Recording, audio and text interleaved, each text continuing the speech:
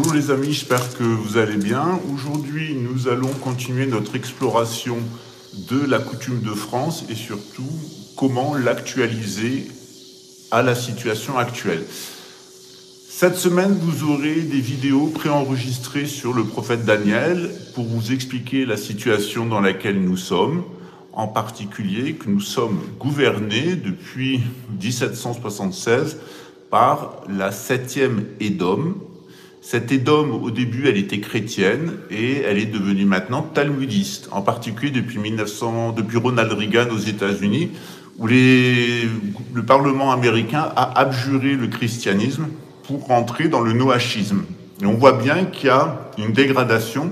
C'est les 3 trahisons de Pierre, où on a d'abord un christianisme qui est du gnosticisme juif, de la gnose juive. Jésus, il enseigne la gnose juive à tout le monde, c'est ce qu'il dit. Quand on allume une lampe, c'est pas pour la mettre sous le boisseau, c'est pour la mettre au milieu de la table et éclairer toute la foule. Eh bien, c'est exactement ce qui se passe.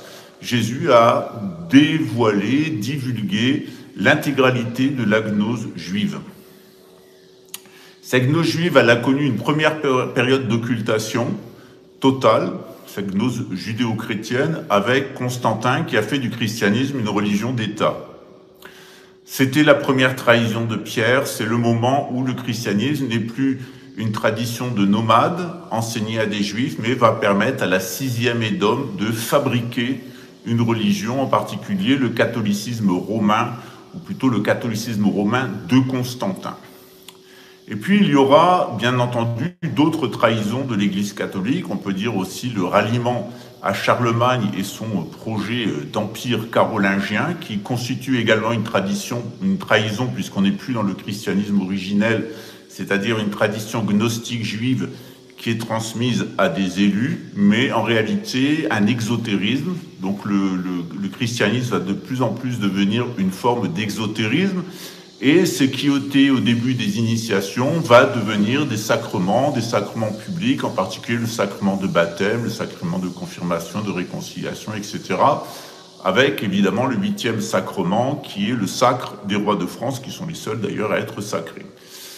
Donc ce qu'on observe, c'est donc une trahison de l'institution spirituelle petit à petit, où on passe d'un christianisme de nomade, c'est-à-dire une nomadisation de l'influence du temple de Jérusalem qui est amenée vers les nations. Jésus dit « allez et enseignez les nations ».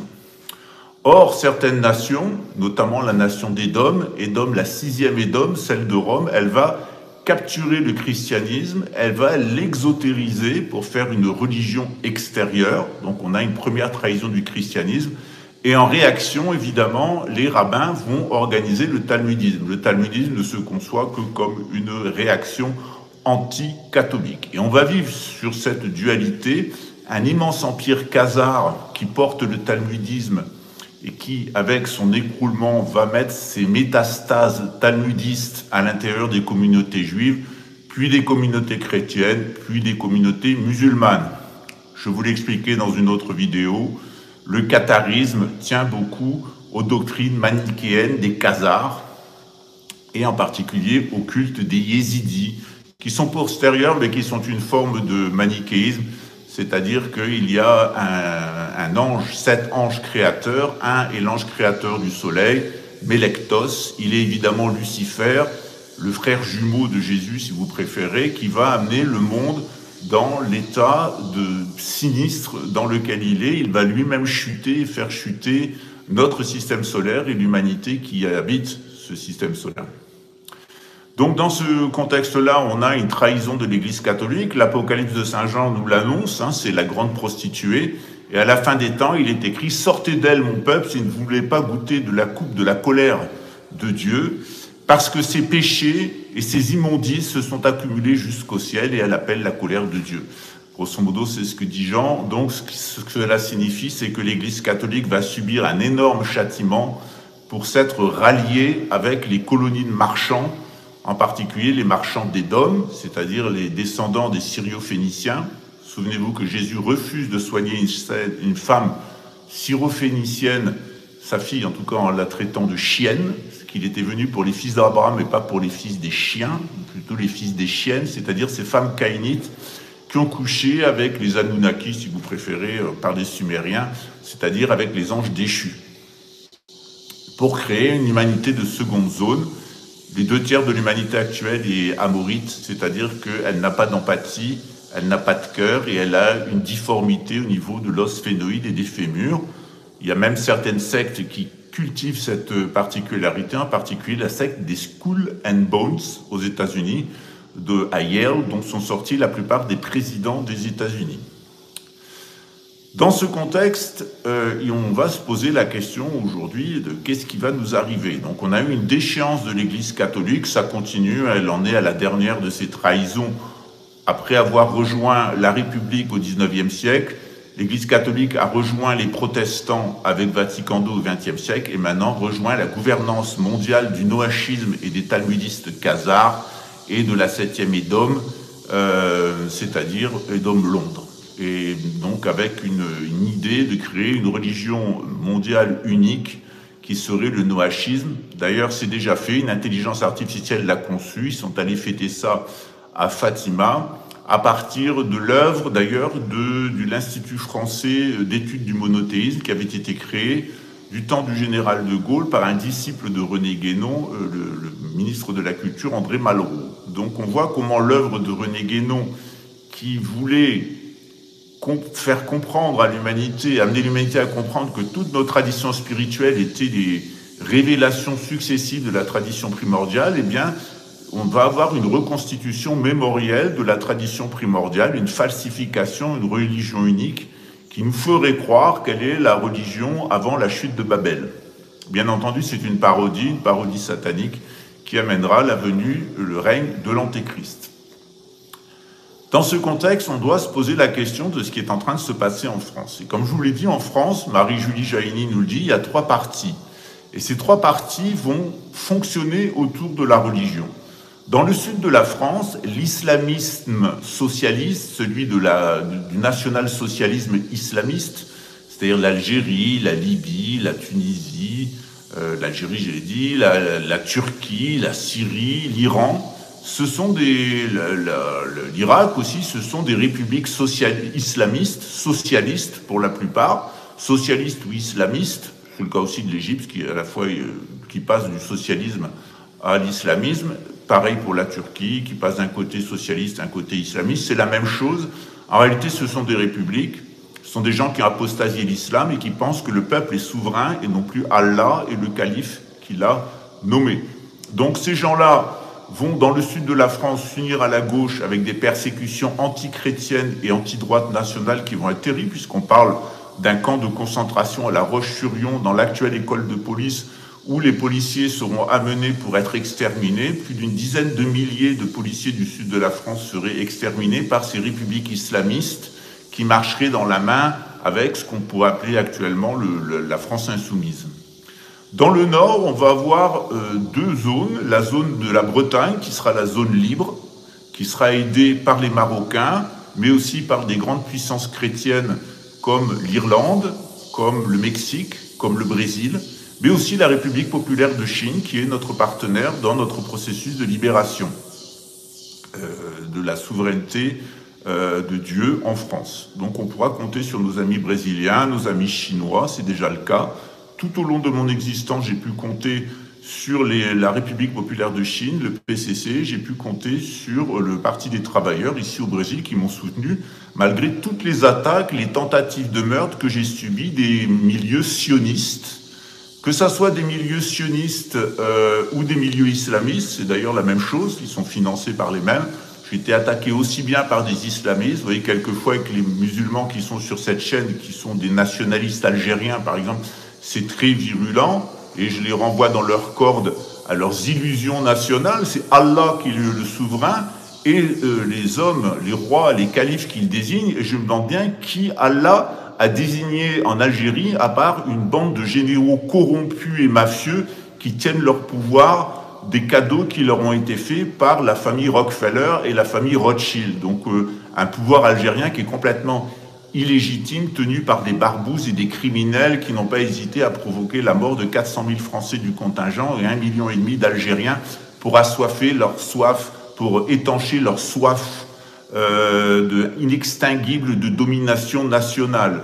L'Algérie n'étant pas un État-nation au sens du 19e siècle, c'est plutôt quelque chose qu'un État-nation du 19e siècle qui a été créé par la France et pas une nation au sens traditionnel. En tout cas, il y a plusieurs nations en Algérie. Les gens qui sont d'origine Yoruba, qui sont plutôt foncés, les gens qui sont d'origine kabyle, qui sont plutôt blancs, et les gens d'origine sémite qui sont liés donc à l'arabité. Donc un ménage à trois, là aussi en Algérie. En sachant que 50% de l'Algérie est l'ancien royaume du Maroc. Donc volé au Maroc. Le Maroc, pendant la Marche verte et la guerre des sables, a essayé de récupérer cette partie pacifiquement, malgré les promesses du FLN. Et évidemment, les socialistes, les nationalistes ne tiennent jamais leurs promesses. Ce que veulent les nationalistes, les nationaux-socialistes, c'est arriver au pouvoir. Et quand ils sont au pouvoir, ils montrent leur véritable nature.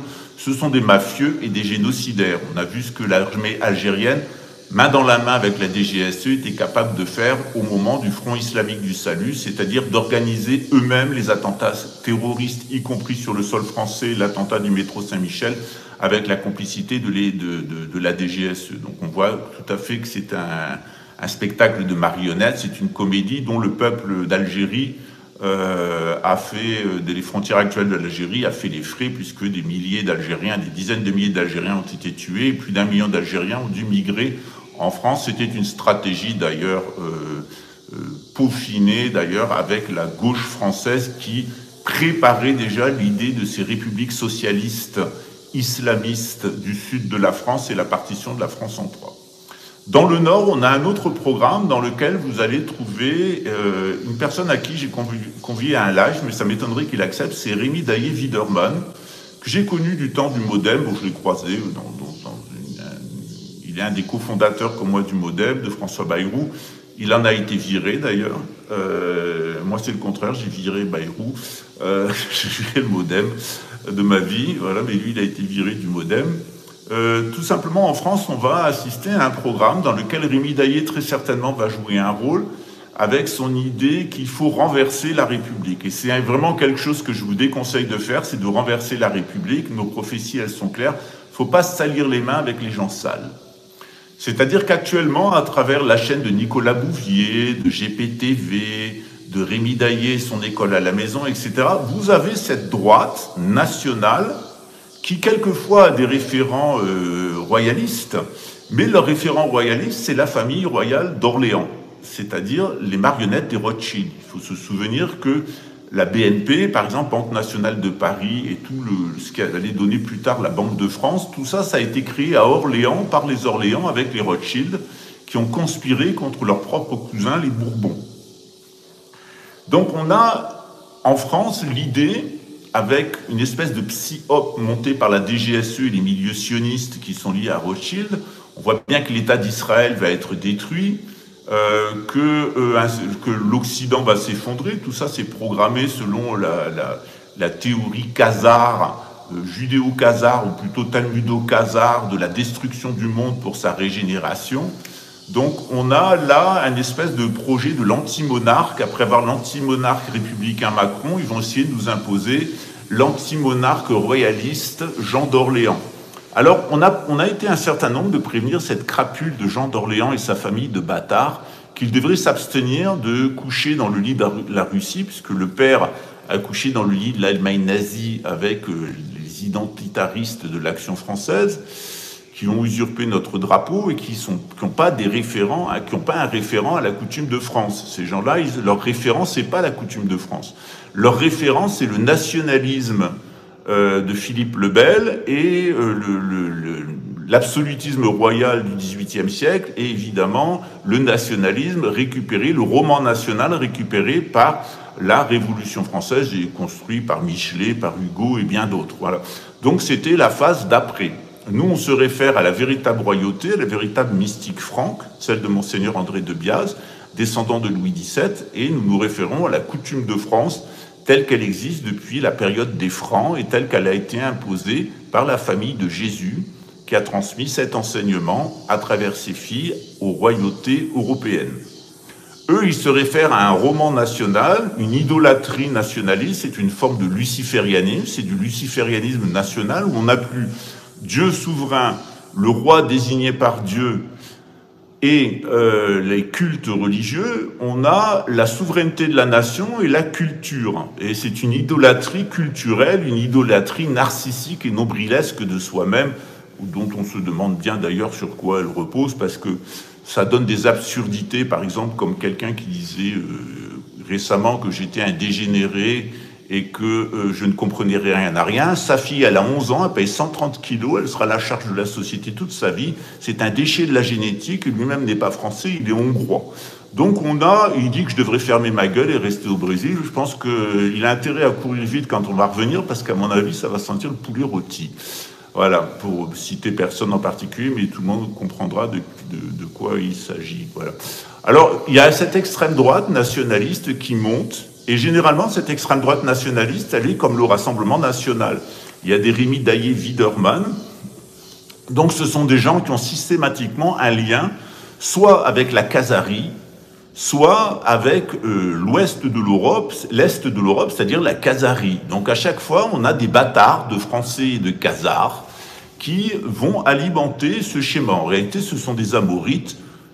Rémi Daillé, il est sans doute très sympathique avec ses 11 enfants, son école à la maison, etc. Mais son dispositif, je le connais, c'est le dispositif des Orléans. C'est un dispositif qui est complètement royaliste, mais qui n'est un royalisme nationaliste. Donc celui de Louis XIV et celui des Orléans et celui finalement de la Révolution française et de la République, c'est-à-dire l'idolâtrie nationaliste luciférienne, qui est une forme de luciférianisme.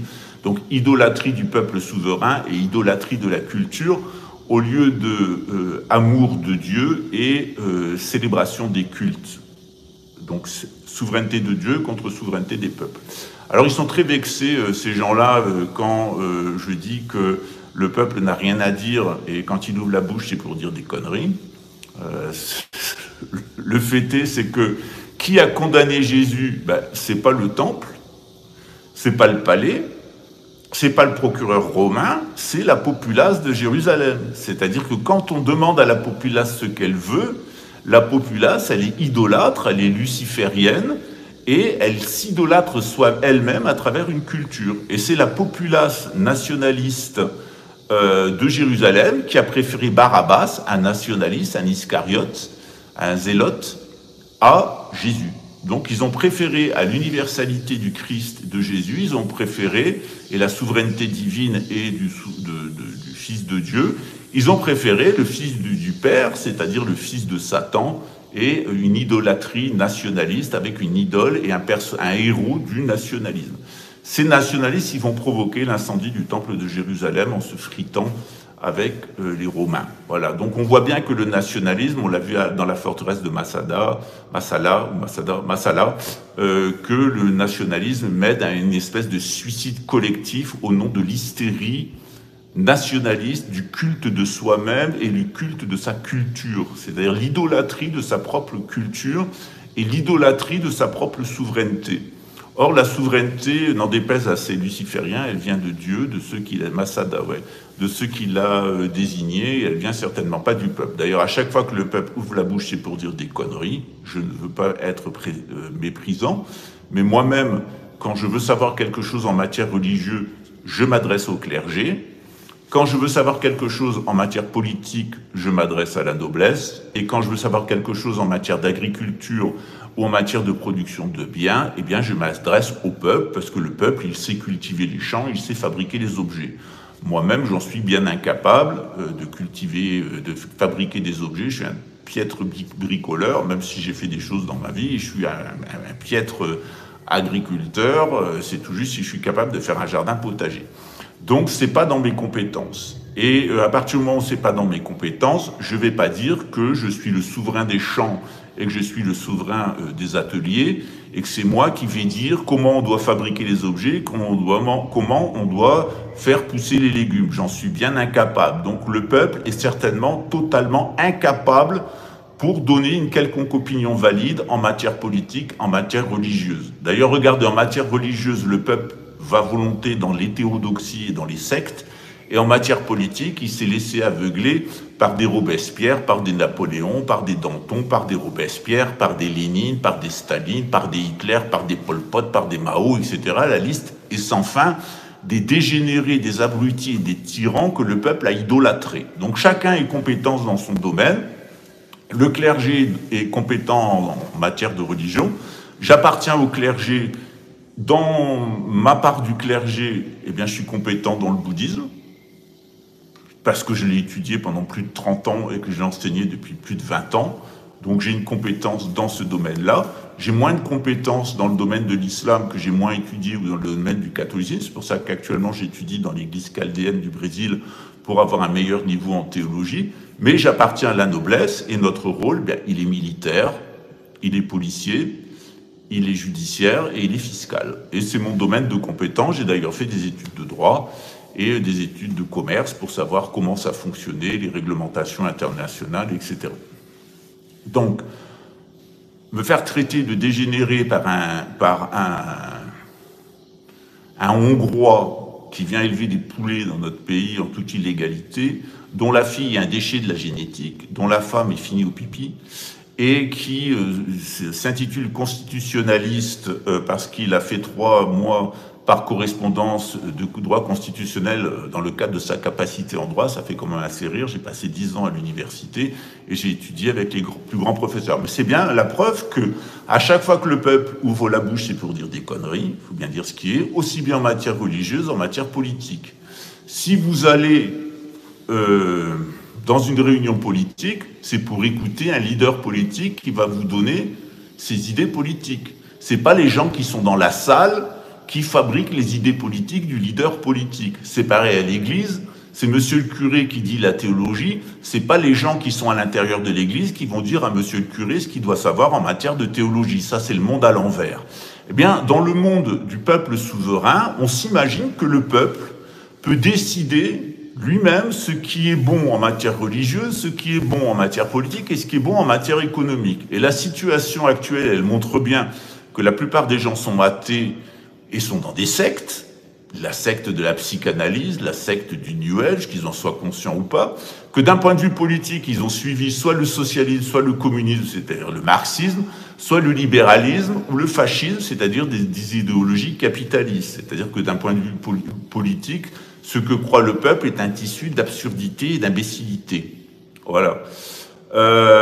Donc, d'autre part, en matière économique, on voit bien qu'il y a 2 écoles économiques, l'école marxiste et l'école capitaliste, et qu'entre les deux, il y a l'école de Keynes, qui est une école d'économie mixte. Et que tout ça, c'est pas le peuple qui a inventé l'idéologie de Keynes, de Marx ou de Nicolas Lévy, qui est l'inventeur du capitalisme boursier. On voit bien que c'est pas le peuple qui a inventé ça. Donc le peuple, lui, il n'invente rien, il a aucune compétence dans aucun domaine. La compétence du peuple, c'est quand il est au champ de travailler la terre et de produire des légumes, et quand il est à l'atelier de fabriquer des objets et de commercialiser ces objets. Et il le fait d'ailleurs avec un très grand talent. Depuis qu'on a laissé des banquiers se saisir de l'agriculture et de l'industrie et de l'artisanat, regardez ce que ça a donné, l'agriculture industrielle qui a détruit l'environnement, l'agrobusiness, et puis les industries qui ont détruit le prolétariat, les ouvriers, etc., et qui ont créé cette situation d'hyperconsumérisme. Donc on voit bien que si on a un petit peu d'humilité, il faut bien comprendre que le peuple n'a aucune compétence dans aucun domaine, mais qu'on utilise une idée, c'est-à-dire on lui fait croire qu'il est souverain, et quand on lui a fait croire qu'il est souverain, on lui dit tu es souverain, mais tu peux pas être souverain tout seul. Chaque individu ne peut pas être souverain, sinon ça serait l'anarchie, si chacun se gérait lui-même. Eh bien, on va élire des gens à qui tu vas donner ta souveraineté. Alors le peuple, il est souverain, mais après, il a sa souveraineté, il la donne à quelqu'un d'autre, et en particulier à qui il va les donner, aux talmudistes et aux protestants, c'est-à-dire à la franc-maçonnerie, et aux juifs, talmudistes, khazars, qui contrôlent ce pays. Donc le peuple souverain, il est tellement souverain que quand il doit se trouver des dirigeants, il va se trouver soit ce peuple de droite souverainiste, quand il va chercher des dirigeants, il va chercher soit Marine Le Pen, qui est une juive, fille de juive, soit Zemmour, qui est un juif, fils de bandits et de gangsters kabyles. De l'autre côté, des sodomites, comme De Villepin, Philippot, Asselineau, etc., qui sont tous Dupont-Aignan, qui sont tous des homosexuels qui ont du coït anal. Donc c'est quand même très curieux que ce peuple souverain qui soi-disant la souveraineté, quand ils s'en débarrassent, c'est pour la donner à des juifs ou à des sodomites. Voilà, les sodomites étant une catégorie d'édomites. Donc on voit bien quel est le problème de l'Occident. Le problème, c'est que le peuple, on lui fait croire qu'il est souverain, et sa souveraineté, il la donne immédiatement aux juifs et aux édomites, c'est-à-dire aux khazars et aux édomites. Et que c'est pas là qu'on va trouver une solution.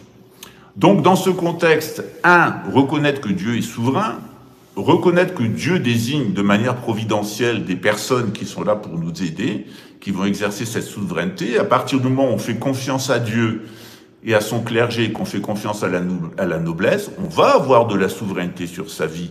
Le paysan, s'il peut être souverain sur ses champs, ou l'ouvrier, s'il peut être souverain sur son atelier, c'est justement grâce à la religion et grâce à la noblesse. À l'heure actuelle, quel paysan peut dire qu'il est souverain sur ses terres? Il appartient entièrement au crédit agricole et à la finance. Et quel ouvrier ou quel artisan peut dire qu'il est souverain sur son atelier, puisque tous sont des employés des grandes industries qui appartiennent à des capitalistes dont la plupart sont des édomites protestants ou des khazars juifs. Donc on voit bien que ce système ne marche pas, mais il y a des gens qui s'accrochent après ça. Et c'est ce à quoi s'accroche Nicolas Bouvier, GPTV, avec un Polonais juif sioniste qui est devenu un chrétien français complotiste, Mike Borowski. Sa copine, c'est une négresse qui était une soutien hystérique de Nicolas Kazarkozy, et toute cette bande qu'il y a derrière, c'est-à-dire les Bush et compagnie, et Shabbat Lubavitch, parce que derrière Bush, derrière Reagan, derrière les néoconservateurs américains, c'est comme derrière les néoconservateurs israéliens, ou brésiliens, ou américains, ou russes, il y a Shabbat Lubavitch, c'est-à-dire une secte de khazars, messianistes, satanistes, pédocriminels, narcotrafiquantes et escrotes, qui est principalement financée par les GAFA et les grandes entreprises de l'agro-business, de l'informatique et des médias. Donc on voit bien que tout ça est tenu, ils tiennent les médias, ils tiennent aussi les tribunaux, c'est ce que faisait remarquer très intelligemment Rémi Daillé dans une vidéo que j'ai vue chez un musulman, qui expliquait que la 15e chambre criminelle de Paris, elle est complètement dans les mains de l'État d'Israël et elle mène la persécution, j'ai eu affaire à elle mène la persécution contre la véritable dissidence. D'ailleurs, c'est pas pour rien que Jean-Marc Deparnay m'a mis devant, il pouvait mettre au tribunal au Brésil ou au Maroc, il me l'a mis devant la 15e chaîne criminelle de Paris, qui est complètement tenue par des sionistes. Son avocat est juif, Jean-Marc Deparnay est protégé par l'État d'Israël, et lui-même d'origine juive. Donc vous voyez bien que ces gens-là, ils sont multiformes, ils viennent vous vendre du luciférianisme, la société théosophique, ils viennent vous vendre des cryptozobies, il a arnaqué tout le monde, et maintenant il vient vous vendre de la pseudo-médecine traditionnelle chinoise et de la pseudo-homéopathie et de l'eau de piscine qui sont ses inventions personnelles. Le mec, il a les dents qui tombent, il est chauve, il est complètement dégénéré d'un point de vue physique, il a perdu 25 kilos, il en a repris 15, enfin on voit bien que c'est quelqu'un qui est pas bien dans sa tête, c'est vraiment le youpin de base. Vous avez le youpin dans tout son côté menteur, voleur, arnaqueur, mais qui va vous pousser où ça vous fait plaisir au niveau de l'orgueil, c'est-à-dire que votre orgueil personnel, c'est vous dire que vous êtes souverain, et c'est vous les Français, le peuple français, vous êtes souverain, c'est vous qui allez décider de votre religion, c'est vous qui allez décider de votre gouvernement. Ben, ça marche pas comme ça. La religion, c'est Dieu qui en décide, et qui va vous gouverner, c'est Dieu qui en décide. Et c'est parce que vous vous soumettez à Dieu et à son clergé, que vous vous soumettez à la noblesse, que vous aurez de la souveraineté sur votre propre vie. Jamais le peuple français n'a été aussi peu souverain qu'à notre époque. C'est-à-dire au Moyen-Âge, un artisan dans son atelier ou un paysan dans son champ, il est véritablement souverain. Et il a vraiment des instruments de contre-pouvoir contre la noblesse et contre le clergé. C'est très simple, il peut refuser la corvée et il peut refuser de payer l'impôt. Et on a des jacqueries tout au long du Moyen-Âge. À partir du moment où l'Église est abusive et la noblesse est abusive, eh bien, les paysans se rassemblent en jacqueries et font contre-pouvoir. C'est-à-dire qu'au Moyen-Âge, on était beaucoup plus libre et beaucoup plus souverain. S'il y a vraiment un peuple qui n'est pas souverain, c'est le peuple moderne. Le peuple moderne n'a aucune souveraineté, il est dans les mains des patrons, il est dans les mains des banques qui appartiennent aux juifs et aux protestants. Donc, pour la plupart des gens, ils vont s'accrocher à cette idée de souveraineté. Et c'est ce que propose Rémi Daillé, c'est ce que propose GPTV, c'est ce que propose Nicolas Bouvier, etc. On est français, on est souverain et c'est nous qu'on va décider. Alors Rémi Daillé propose de faire un coup d'État, etc. On a toute une nébulosphère qui s'est construite à droite et qui a amené au pouvoir d'ailleurs le Rassemblement national avec un juif comme Alain Soral, par exemple, qui a amené toute cette complosphère au pouvoir avec le Rassemblement national, avec toujours pareil des homosexuels et des juifs. Soral, c'est un juif homosexuel. C'est quand même bizarre que ces nationalistes qui sont prétendument homophobes et antisémites, à chaque fois qu'ils doivent se faire diriger, ils vont chercher des juifs et des pédés. C'est un truc auquel ils sont même pas capables de réfléchir. J'en parlais une fois avec des gens de l'Action française, je leur disais, mais vous arrêtez pas de vous faire dominer par des juifs et des pédés, alors que vous êtes homophobe et antisémite, vous avez vraiment un problème. Et ils me disent, on en fait exprès pour pas qu'on nous accuse d'être homophobe et antisémite. C'est-à-dire qu'à un niveau de pathologie, c'est même plus l'hôpital psychiatrique, c'est la balle dans la tête comme solution finale, parce qu'on ne voit pas comment des gens qui sont aussi dérangés d'un point de vue mental peuvent continuer à exister, parce qu'ils sont une gêne pour tout le monde, ils sont une gêne pour la vérité, ils sont une gêne pour l'ordre, ils sont une gêne pour la prospérité. Donc on a des gens qui sont complètement cinglés, d'un point de vue, qui sont fous d'un point de vue psychiatrique. C'est le cas de Daillé. Moi, je pense que c'est un type qui a des troubles psychiatriques importants. Chez Nicolas Bouvier aussi, on voit bien son parcours traumatique. Et chez Borowski aussi, qui était juif, sioniste, et polonais, qui d'un seul coup est français, catholique et complotiste, on voit bien que en réalité, ce sont des danseuses. Ce sont des danseuses qui gagnent de l'argent. Et la capacité des juifs et des homosexuels à faire de l'argent en vous vendant des illusions, aller dans n'importe quel cabaret de PD, on va vous faire passer une folle tordue pour une femme, où les juifs ont cette capacité à vous faire prendre des vessies pour des lanternes en permanence. C'est vraiment les maîtres de l'illusion bancaire, de l'illusion des marchés financiers, etc., qui au final n'enrichit que eux, parce que tout le monde s'est toujours fait baiser par ces usuriers-là. Donc, il faudrait peut-être se réveiller, et c'est ce que ne fait pas la droite. La droite ne se réveille pas. J'en discutais avec Monseigneur André qui disait 80% des Français, c'est des amorites. Ils vont mourir comme amorites, ils sont contents d'être amorites, on ne peut rien faire pour eux, c'est le cas. Voilà. De Paris à Marseille, je te découvre. Mon cœur bat pour toi, ma douce France. Dans chaque ville, dans chaque rue, je ressens ton âme, ta vertu. De Paris à Marseille, je te découvre. Mon cœur bat pour toi, ma douce France. Et chaque jour, je te chéris. Dans tes couleurs, je trouve ma vie. Ton histoire, ta beauté, je l'écris. Mon amour, ma France adorée. Dans tes bras je veux rester. Mon amour, tu es ma fierté. Ma France, je t'aimerai pour l'éternité. Pour l'éternité. Pour l'éternité. Pour l'éternité. Des champs de lavande au coude bretonne, je suis envoûté, ton charme résonne. Chaque coin, chaque recoin raconte une histoire, un doux refrain. Chaque jour je te chéris, dans tes couleurs je trouve ma vie. Ton histoire, ta beauté, je l'écris. Mon amour, ma France adorée, dans tes bras je veux rester. Mon amour, tu es ma fierté. Ma France, je t'aimerai pour l'éternité. Pour l'éternité. Pour l'éternité. Pour l'éternité. Pour l'éternité. Pour l'éternité. Pour l'éternité.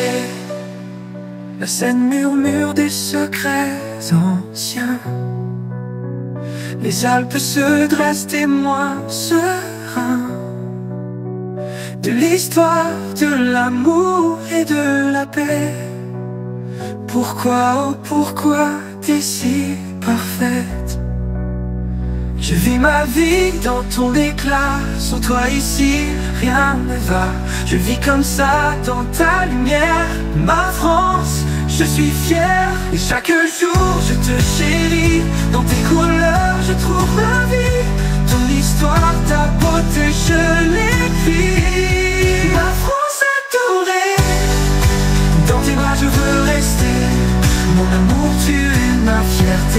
Ma France, je t'aimerai pour l'éternité, pour l'éternité, pour l'éternité, pour l'éternité,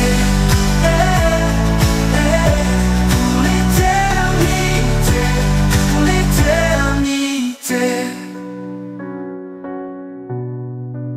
Accord, murmure des secrets anciens. Les Alpes se dressent témoins sereins de l'histoire, de l'amour et de la paix. Pourquoi, oh pourquoi t'es si parfaite?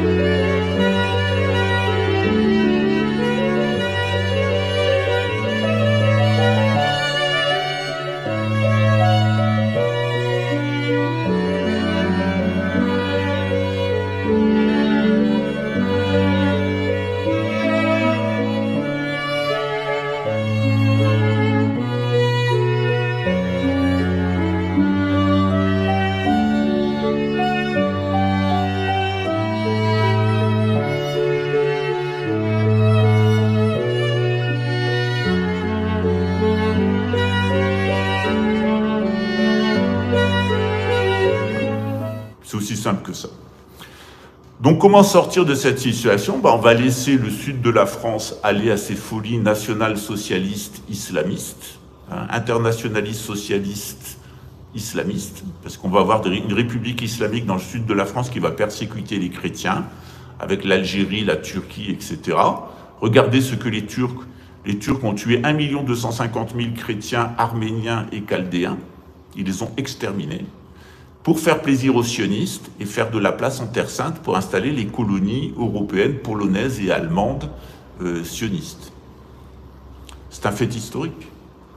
Donc ces islamistes-là, qui n'ont rien de musulmans, qui sont les putains du grand capital juif, ou plutôt du grand capital khazar, ils font partie de notre châtiment. C'est-à-dire que le sud de la France, qui a toujours été à gauche, et qui s'est laissé aller comme ça, cette invasion islamique permanente de fait par des populations en plus désislamisées qu'on a voulu républicaniser, c'est-à-dire encore plus désislamisé qu'il l'était déjà, eh bien la France du Sud, elle ira à son châtiment, le châtiment de la désislamisation avec une sorte d'islam falsifié, et une république socialiste du sud de la France avec la gauche qui ira au bout de ses illusions marxistes.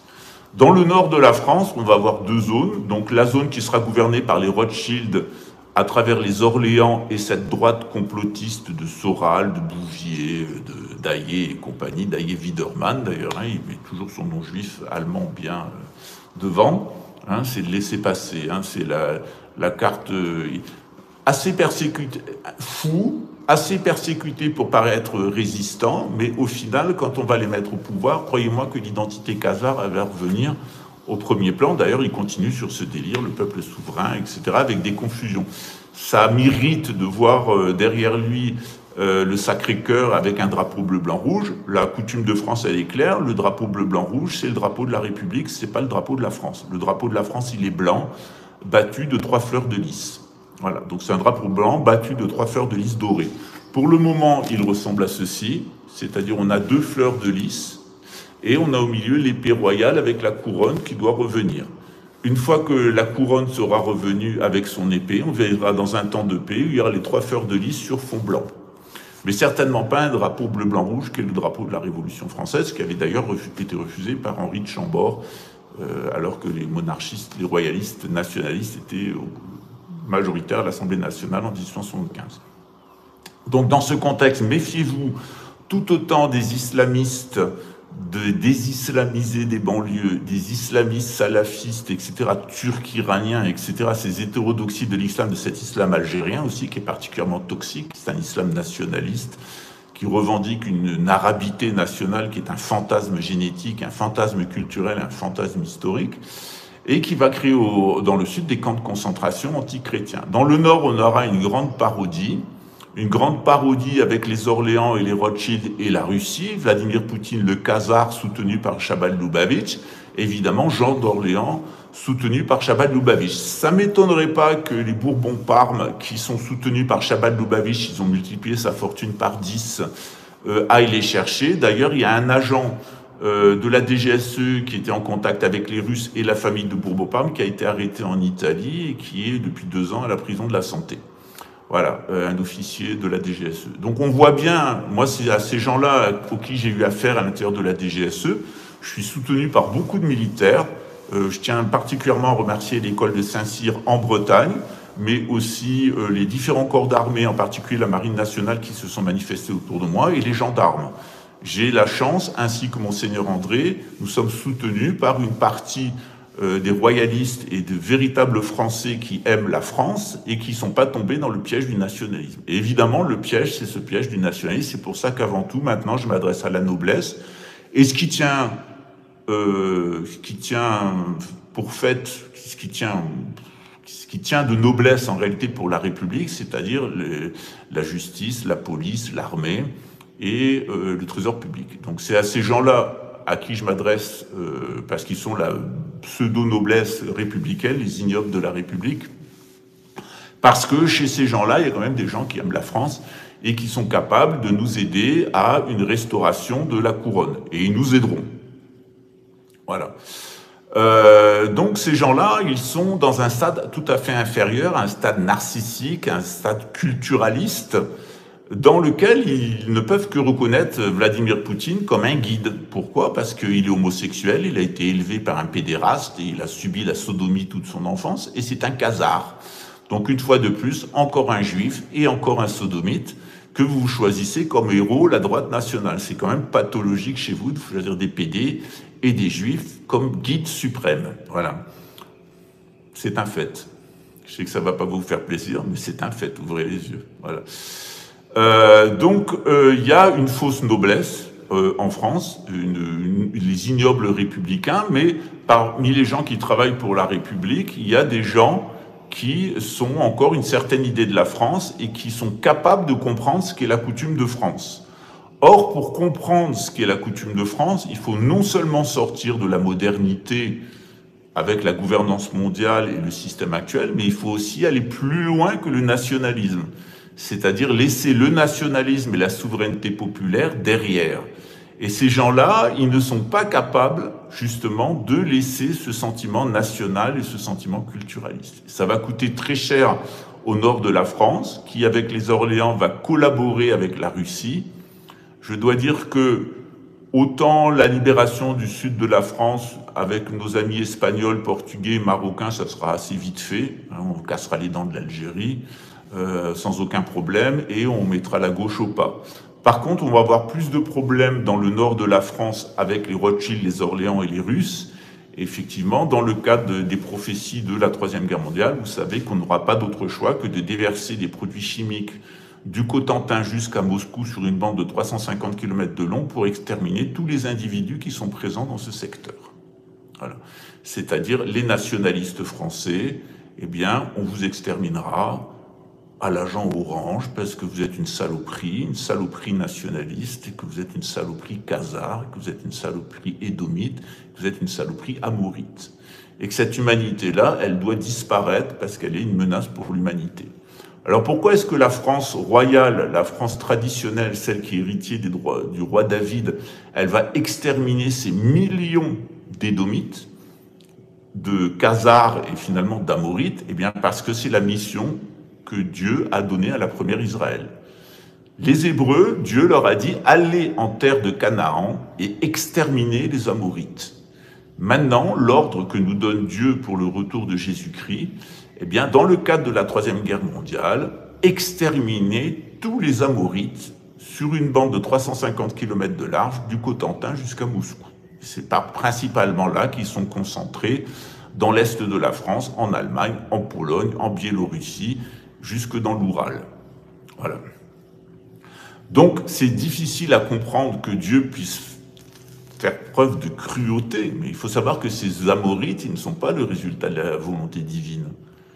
Il y avait les pré-adamiques, qui étaient le fruit de la volonté divine, il y avait les adamiques, qui étaient le fruit de la volonté divine, et puis il y a les Amorites, qui sont les descendants des Caïnites et des anges déchus, des Anunnakis, si vous préférez les appeler comme ça, en référence aux légendes de Sumer. Donc eux, ce sont des hybrides infernaux qui n'ont aucune empathie, aucune compassion, qui sont particulièrement malsains, ceux qui font la promotion des nanorobots et de l'intelligence artificielle. Et ces gens-là veulent créer un système carcéral mondial.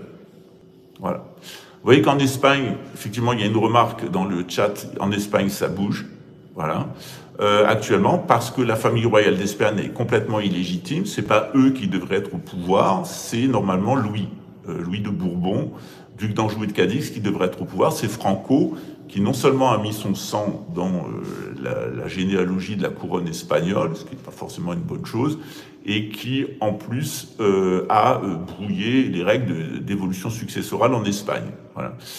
Donc, allez, hop, voilà. Alors, une fois de plus, le problème, c'est le nationalisme. Quand on est un nationaliste turc, par exemple, on devrait aller se cacher la tête dans les cabinets.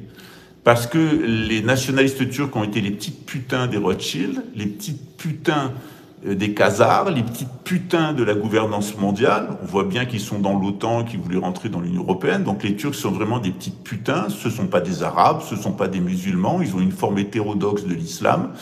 Et en plus, ce sont des Turco-Mongols, c'est-à-dire des cousins des Khazars. Il n'y a rien à attendre de ces gens-là. Ils seront exterminés dans le cadre de la Troisième Guerre mondiale. Il ne faut pas oublier que ces fameux Khazars turco-mongols de Turquie, les Turcs, c'est eux qui ont détruit finalement le califat, puisque l'Empire ottoman s'est effondré. Ils n'ont pas été capables de le maintenir. Et en plus, ils ont exterminé, en faisant les petites putains des Rothschild, 1 250 000 chrétiens pour permettre de créer l'État d'Israël et faire de la place. Donc, moi, si j'étais turc, je me mettrais la tête dans les cabinets et je tirerais la chasse d'eau pour au moins avoir l'occasion de me laver les dents.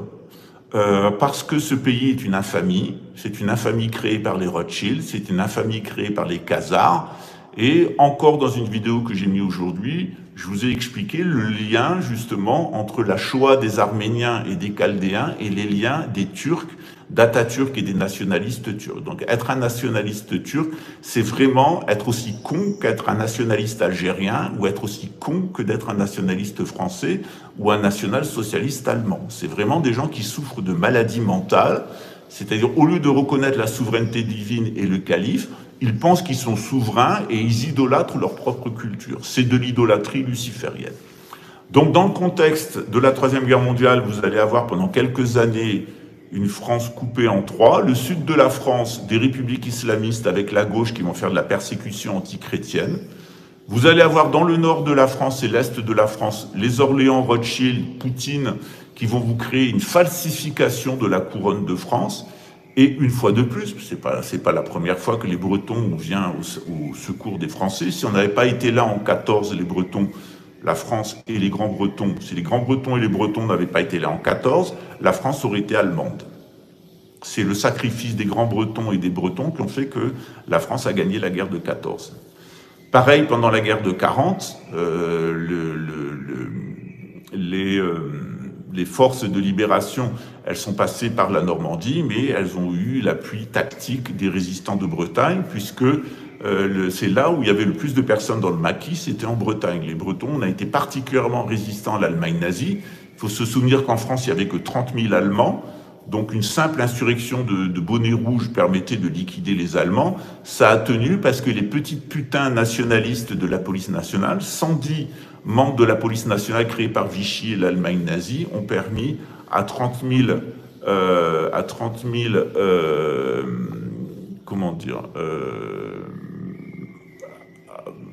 tout compte fait 30 000 nationalistes français, de mentir à tout le monde avec leur idolâtrie nationaliste, qui est un mensonge. Les nationalistes sont des menteurs. Le nationalisme est un mensonge. La base du nationalisme, c'est que le peuple est souverain. Le peuple n'est pas souverain. Dans aucun cas. Par contre, quand on dit au peuple qu'il est souverain, ça flatte sa vanité extraordinaire que le paysan et l'artisan vont se dire qu'ils savent mieux que monsieur le curé en matière de religion et mieux que le seigneur du coin en matière de politique et de défense. Posez-vous la question, quel est le résultat de cette superstition du peuple souverain ? Jamais les artisans et les paysans n'ont été moins souverains qu'à notre époque. Vous avez tout perdu. Tout de A jusqu'à Z, le peu que vous avez eu, c'est parce que la Révolution a dépossédé la noblesse et a dépossédé le clergé, vous a acheté comme on s'achète une pute. Voilà, ça s'appelle la bourgeoisie. Au final, qu'est-ce qu'on s'aperçoit à notre époque? C'est que, après avoir mis la noblesse à poil, après avoir mis la religion à poil, c'est vous qui êtes en train de mettre à poil. Vous n'avez jamais été endetté, vous n'avez plus d'enfants, vos femmes sont stériles, elles sont avortées, vous avez été exterminé, vous avez été remplacé. Alors le peuple souverain français, il se fera peut-être avec des bâtards d'étrangers, mais il ne sera certainement pas avec des Français parce que la République vous a complètement exterminé au nom de votre souveraineté. Donc le peu de Français qui restent et qui sont encore capables de comprendre, moi je les trouve en Bretagne. C'est-à-dire qu'avant, compte tenu des migrations italiennes, hispaniques, polonaises, etc., et maghrébines, il y a eu un tel brassage que plus personne ne sait que Dieu est souverain, quel est le rôle du clergé, quel est le rôle de la noblesse, et ce qu'était la coutume de France. La plupart des gens sont incapables de comprendre ce qu'est la coutume de France. C'est-à-dire qu'on protégeait les juifs, qu'on construisait des cathédrales avec les francs-maçons, qu'il y avait des rites pour les homo-affectifs, et qu'on avait un accord politique avec l'islam. Et on s'aperçoit d'ailleurs que dans l'extrême droite nationaliste, on a tout le contraire. La haine de l'islam, l'homophobie, la peur panique des francs-maçons, et puis l'antisémitisme avec cette haine des juifs, en particulier des juifs traditionnels. Par contre, quand c'est un déjudaïsé comme Zemmour ou comme Marine Le Pen, vous allez voter, vous allez leur faire des grandes messes, leur donner de l'argent, et vous prosterner devant eux, parce qu'un juif traditionnel qui respecte la Torah, ça ne vous intéresse pas. Par contre, des déjudaïsés qui se prennent pour des dieux et que vous allez traiter comme des idoles, qu'il est beau, Jordan Bordelanus, qu'il est beau, Cocanus, voilà où vous en êtes. Vous en êtes à voter pour quelqu'un parce qu'il est beau, alors que c'est un agent d'Israël qui s'est fait choper en train de se faire sodomiser avec de la cocaïne par sa petite copine qui était un agent du Mossad. Voilà les gens qui vous dirigent et voilà à quoi mène l'illusion de la souveraineté nationale. Voilà. Il n'y a pas de nation au sens où vous l'entendez. La nation au sens où vous l'entendez, ça n'existe pas. D'ailleurs, je le remarquais sur une gêne d'un imbécile hongrois dont la fille est une dégénérée, qui est un alcoolique et sous traitement parce qu'il a un cancer de la thyroïde, qui, comme par hasard, connaît Gérard Camberlin, c'est-à-dire la personne dans l'entourage de Monseigneur André qui a le plus nuit avec cette table des 700 idiots du village. Tout ça, c'est lié au fonds Marianne, et tout ça, c'est lié à Israël. C'est des agents d'Israël, c'est les agents du sionisme, c'est les agents des Khazars. Alain Soral a fini par avouer qu'il était un agent de Chabad-Lubavitch et de Poutine. En fait, Poutine est un agent juif de Chabad-Lubavitch, tout comme voilà. Donc, évidemment, il y a un public qui est habitué à cette chaîne, qui est habitué à ma façon de penser. Il sait ce que je pense, il pense la même chose. Pourquoi? Parce qu'il a reçu les informations qui lui permettent de comprendre. Il y a des gens qui comprennent dans leur cœur. Voilà. Il y a des gens qui comprennent dans leur cœur. Ils ont compris. Il y a des gens qui sentaient dans leur cœur, qui ont suivi mes cours et qui suivent cette chaîne, qui ont compris.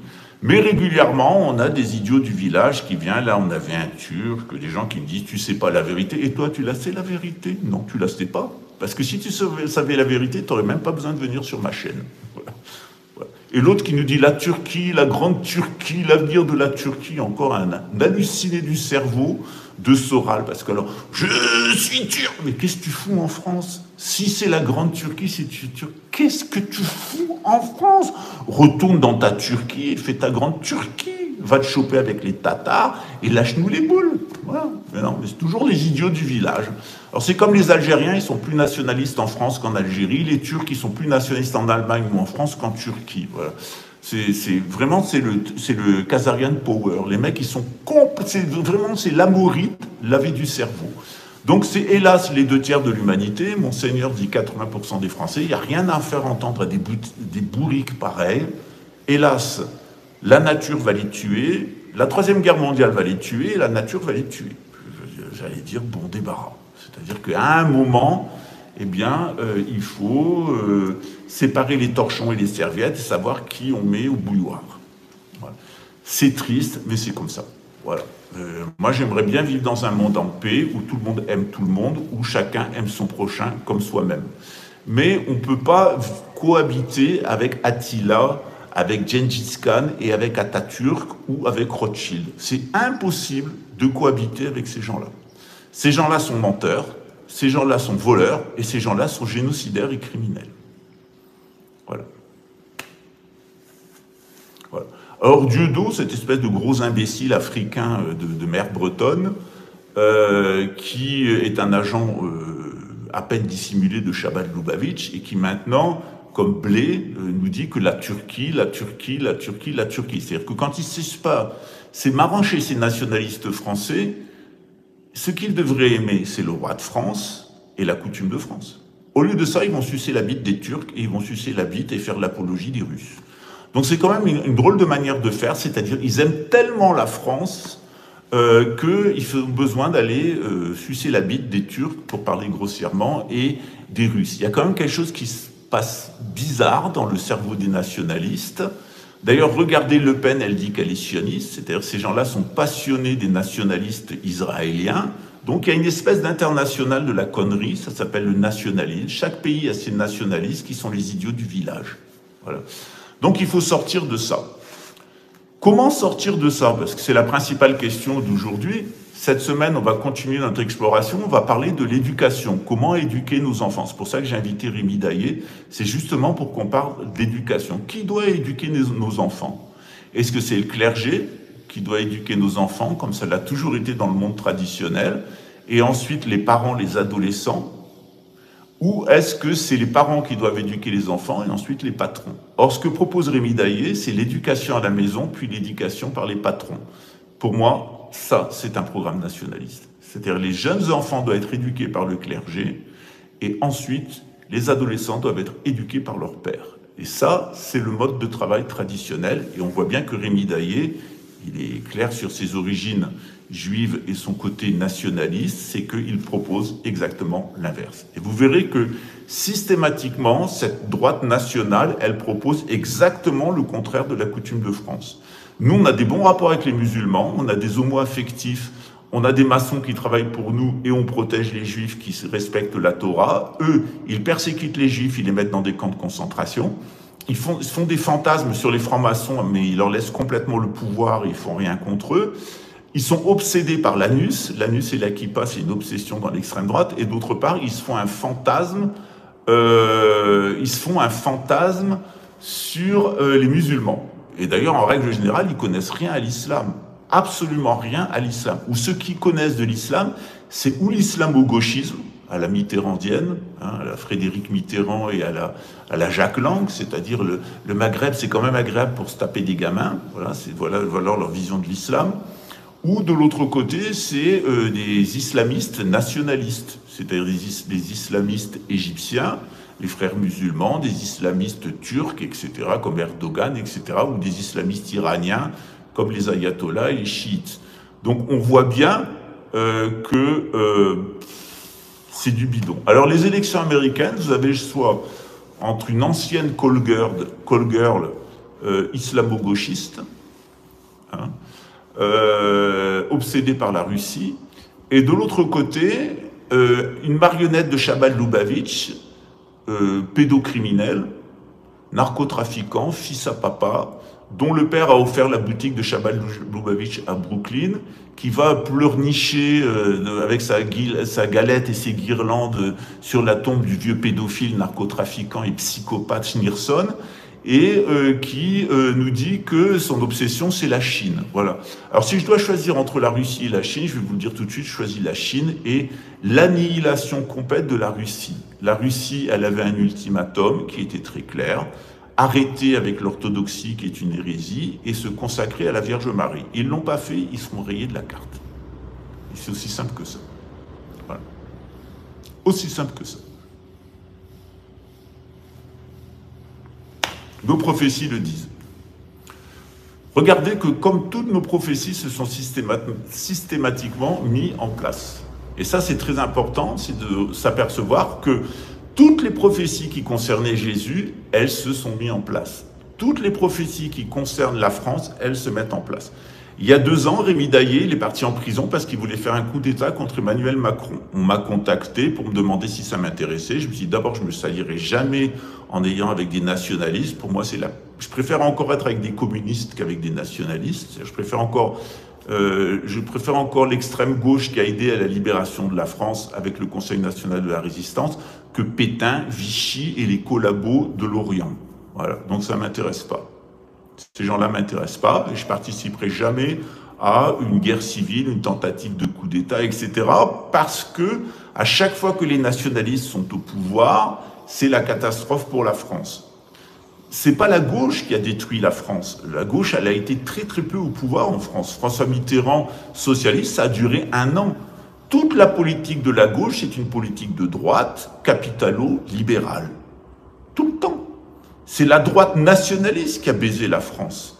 La droite nationaliste français ethnocentrique ou le centre nationaliste français obsédé par le nationalisme israélien. Mais moi, je ne choisis pas entre le nationalisme israélien et le nationalisme français. C'est la même merde.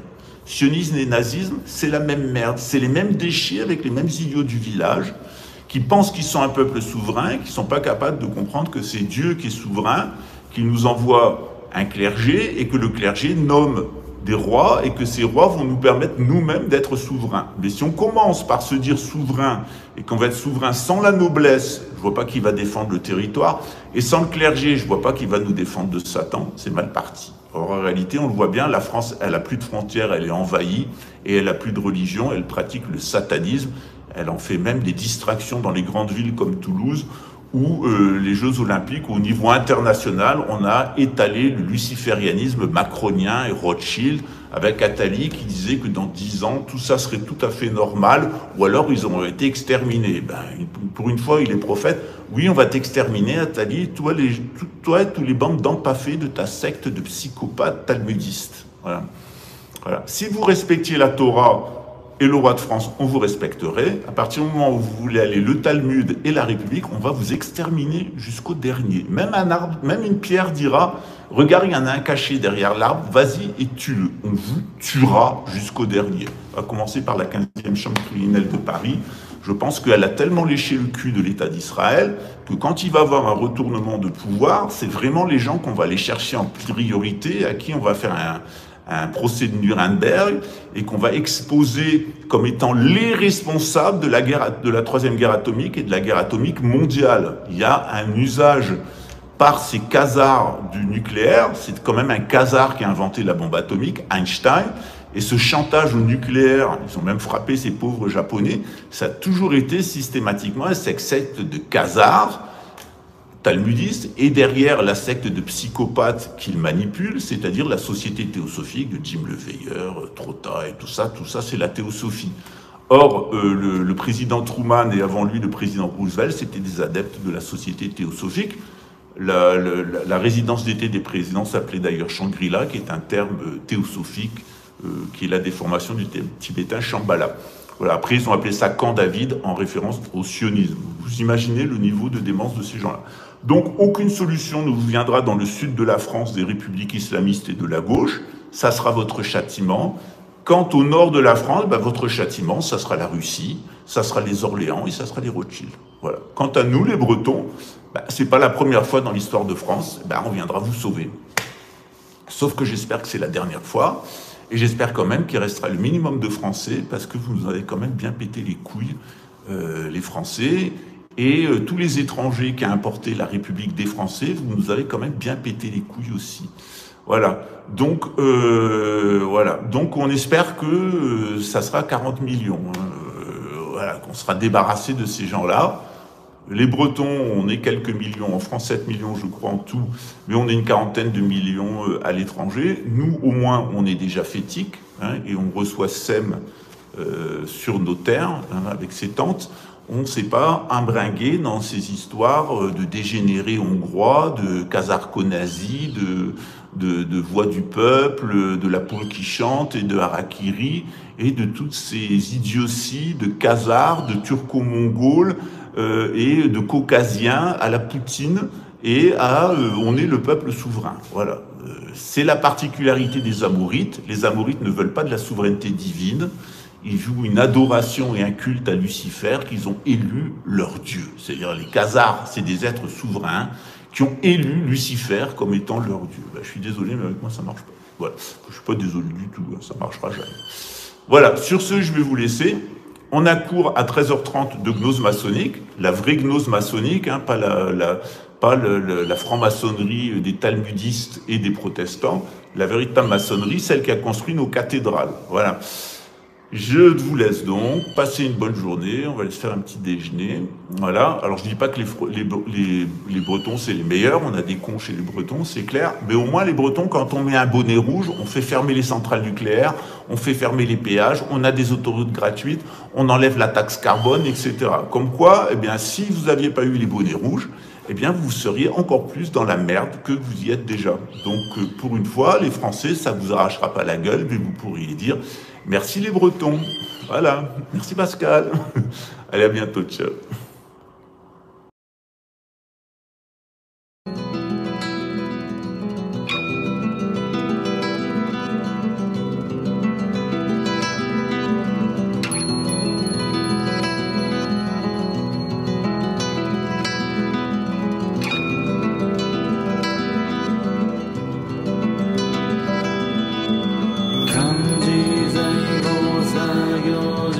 Hanya Haramita